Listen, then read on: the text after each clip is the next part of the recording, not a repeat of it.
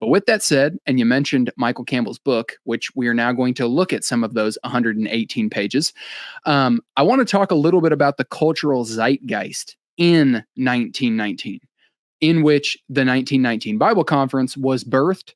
Then we'll get into the specifics I want to focus on. Now, tonight, folks, we're not going to talk about the eschatological aspects of the conference, the 10 horns, the Huns, and we're not going to get into all of that. We're going to focus in on specifically the bombshell that was revealed in the minutes.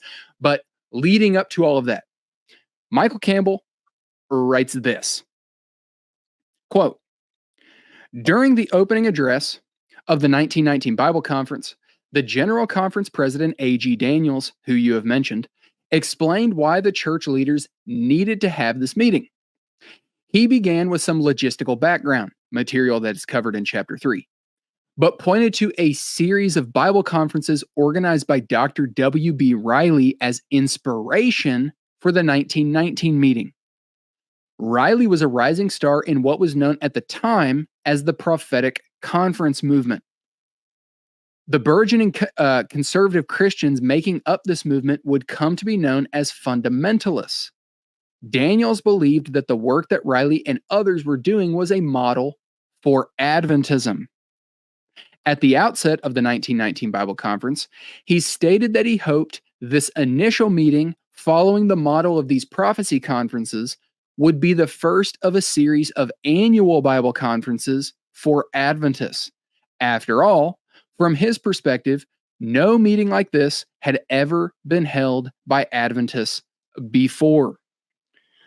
So, the 1919 Bible Conference was influenced by what was taking place in the Christian world regarding theological liberalism and conservatism, like you mentioned. But you also highlighted something very important, Steve, that I didn't necessarily think to cover, but is also very pertinent to this, and that is that Adventism is a world unto itself. The term or phrase that we often use on this platform is, it is a shoebox of a universe. It is a whole world that operates within itself, completely distinct from everyone else. Now, that doesn't mean that they're cut off from society and they don't go to, secular businesses and these sorts of things. But it is a well-oiled, closed system, and it oftentimes pulls things that it sees from outside. That's how it was essentially built. It is a system of theological amalgamation where they've just pulled from all these different areas, and then it's all filtered through the Adventist worldview, the great controversy worldview. So this is no different here. They saw these other people doing this and wanted to take that idea and apply it to Adventism. Adventist leadership saw this as an entering wedge into that world to begin proselytizing Adventist distinctives, as Michael Campbell also recognizes.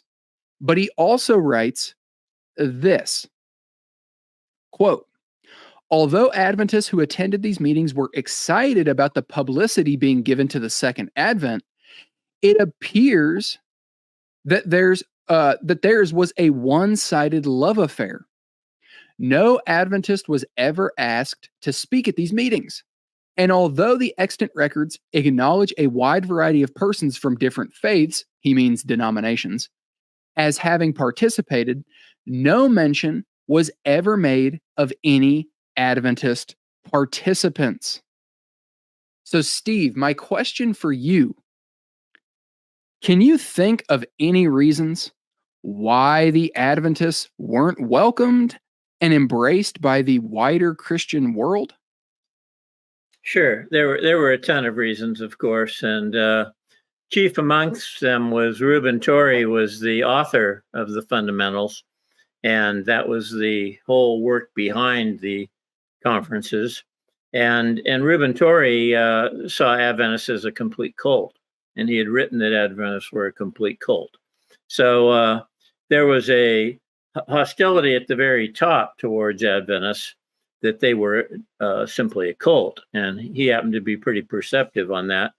There were others in the leadership that weren't as stringent or strong, but Adventists had done everything they could to alienate other churches. The great controversy itself, writing off all Catholics, all Protestants as apostate Protestants. Adventists were known for being the most combative, condemning church in the 19th century. and early 20th century as well. It just so happened that because of World War I, a lot of the Adventist eschatology weirdness happened to coincide with some of the fundamentalist end of the world weirdness. And so they, were overlapping there in some of their belief that this had to be the end of the world, and they were tying it into all their eschatology and this kind of thing. But that did not warm these other churches to the Adventist church, who had condemned them, who had made exclusive claims to being the remnant, made exclusive claims to having the only true last day prophet. There were all kinds of things that Adventists had done to alienate them from other churches, Protestant and Catholic alike. So it's really no surprise that, especially given the fact that Torrey couldn't stand Adventists. Yeah, I mean, I don't know if it was a personal thing with him. I don't think it was. I think he had just studied Adventists and recognized that they were a cult. And, he was a chief spokesperson along these lines. So, Adventists were basically not going to have a place at the table in these meetings. And it's like Adventists do with so many things. They sneak into Saddleback, and then they take the Saddleback stuff and baptize it into Adventism. They're just like Ellen White. They steal other people's stuff, and then they claim God gave it to them, or Ellen White gave it to them. Or, that was Ellen White's thing. She stole from as many sources as she possibly can, and then claimed she got it in visions from God. So this kind of pattern has been around in Adventism forever.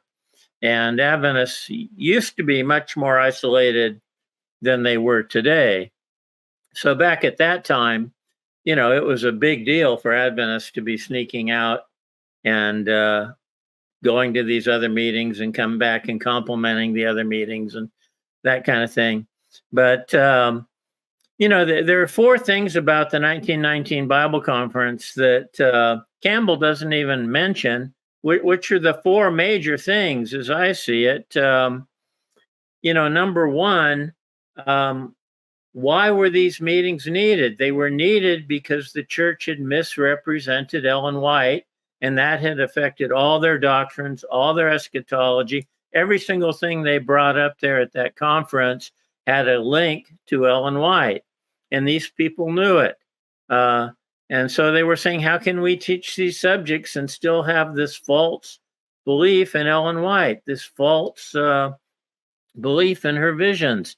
The people who were able to talk about this for the first time, now that Ellen was dead, were so relieved and so excited that the church might actually become honest for once in its lives, that it was a huge conference for that reason. As I said, the one chance for Adventism to really try to come clean and really break with its dishonest past, the spirit of dishonesty that had been over the movement from its inception. This was an opportunity for the leadership itself to say, hey, we've been wrong. We've been wrong about Ellen White. We need to change our ways. We need to change our definitions. We need to quit making these stupid arguments about Ellen White, as Daniel's brought up. And, that was number one. Number two, how could, and these were transcripts, they weren't minutes, how could the transcripts from the most important set of meetings that ever took place in the Adventist church be buried? I mean, this is particularly ironic when you consider that the White Estate had just been established. And the whole purpose of the White Estate was to preserve documents that had to do with Ellen White. The White Estate should have been presenting these documents to anyone who wanted to see them. But they had nothing to do with it. They didn't even hold the documents. They were buried in the GC archives purposely with the intent that no one would even be able to find them or use them or reference them. I mean, this is the most dishonest kind of, it's just so typical of the way Adventists operate, that you take a conference that provided so much hope and then you bury it in the archives and not allow anyone to see it or even know about it to such an extreme degree that this material actually becomes lost. I mean, think about that. The most important transcripts ever recorded of any Adventist series of meetings ever not only gets hidden, but it becomes completely forgotten and lost. I mean, this is just outrageous that Adventists can claim to be a serious church with serious history and serious documents when they do this kind of thing. And then it doesn't appear again until 1974 when Donald Yost is accidentally informed about them and runs across them in the archives. And then what happens? They're withheld from the Adventist church. They're secretly talked about, and Arthur White takes control of them then, at that time. Now the White estate wants them, and he conceals them and doesn't allow anyone to reference them or have them or study them. And it's only because they're leaked in 1979 to Spectrum, which was actually a legitimate publication at that time. Roy Branson's a great guy. I can't speak for the clowns running Spectrum and AT today, because they've completely compromised themselves and become a joke. But Spectrum was a great publication at that time. They leaked the 1919 Bible Conference transcripts, and that really was what accelerated the whole line of things we've seen happen. You know, obviously, Numbers was at least aware of them. And so we have Numbers. McAdams didn't let his stuff become public for a long time for political reasons, I guess. But you know, you have Numbers, you have Ford, you have Ray, you have this whole long line of people on the internet, and Ratzlaff, etc., myself, so many others. And now, you know, Case Bolt has come out with his 2 books, which are damning. Totally damning to Adventists for an Adventist to write this stuff. It's funny to me that it takes a nurse practitioner who's retired to write better history than any Adventist historian who's out there today. It's Case Bolt's 2 books. I'll talk about them more later. But, you know, he's written some stuff that is really, really important. And I'm currently writing a book review that's appearing on my thread every day, portions of it, and I'm going to have the whole thing published as a appendix in this next book. But you know, it's just crazy to see how dishonest Adventists are. And Arthur White is the chief liar, practitioner of deceit, dishonesty, cover up, lies, mischief against Canwright, as I document in the White Estate Fraud. And he was the one who tried to hide these transcripts so no one would have access to them. I mean, this is a church that's really a mess.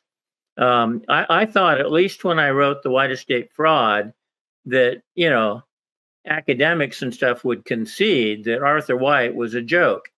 But they don't even want to talk about the book because they know they can't refute what's in there. And they know Arthur White has no business being referenced in anything to do with Adventist history. And yet he's seen as the chief biographer of Ellen White. I mean, you're talking about one messed up subculture here.